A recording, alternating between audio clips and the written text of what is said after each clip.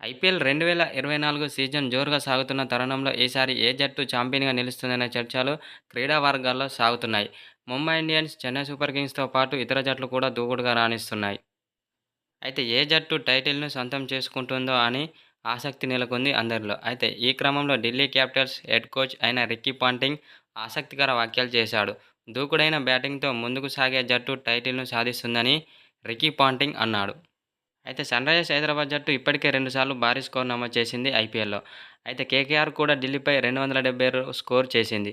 అయితే నాకు తెలిసి ఇంపాక్ట్ ప్లేయర్ కారణంగానే బ్యాటింగ్ జట్లకు ఈ మేరకు ప్రయోజనం చేకూరుతుందని అనిపిస్తుంది అని రికీ పాంటింగ్ అన్నాడు. నిజానికి ఐపీఎల్ వంటి టోర్నీలో లక్ష్యాన్ని కాపాడుకోగలిగిన జట్లే విజయాన్ని సాధించాయి. కానీ ఈసారి ఐపీఎల్ మాత్రం భిన్నంగా సాగుతుంది.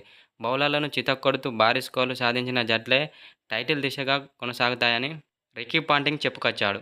రికీ పాంటింగ్ చేసిన వ్యాఖ్యలను బట్టి చూస్తే సీజన్ ఆరంభం నుంచే దూకుడుగా బ్యాటింగ్ చేస్తున్న సన్‌రైజర్స్ జట్టు ఈసారి టైటిల్ గెలిచే ఛాన్స్ ఉందని అభిప్రాయాలు వినిపిస్తున్నాయి.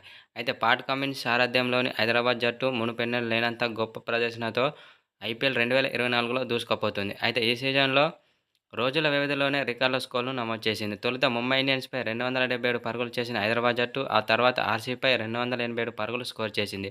దీంతో ఐపీఎల్‌లో హైయెస్ట్ స్కోర్ చేసిన జట్టుగా సరికొత్త చరిత్ర సృష్టించిన హైదరాబాద్ జట్టు. అయితే దీంతో హైదరాబాద్ జట్టే టైటిల్‌ను సొంతం చేసుకుంటుందని తన యొక్క అభిప్రాయాన్ని చెప్పుకొచ్చాడు రికీ పాంటింగ్. అయితే హైదరాబాద్ జట్టు స్టార్టింగ్ నుంచే చాలా అద్భుతమైన ప్రదర్శన చేస్తుంది. అటు బ్యాటింగ్‌లోనూ, ఇటు బౌలింగ్‌లోనూ, అటు ఫీల్డింగ్‌లోనూ చాలా అద్భుతంగా రాణిస్తున్న హైదరాబాద్ జట్టు యొక్క ఆటగాళ్లు. ఇప్పుడు ఎవరి నోట విన్నా క్లాసెన్ పేరు, ట్రావిస్ హెడ్ పేరు వినిపిస్తుంది. ఎందుకంటే వారు చాలా అద్భుతంగా ఆడుతున్నారు కాబట్టి అద్భుతమైన సెంచరీతో రాణించి జట్టు విజయాల్లో కీలక పాత్ర పోషిస్తున్నారు. కాబట్టి ఈసారి టైటిల్‌ను సొంతం చేసుకుంటుందని అందరూ అనుకుంటున్నారు.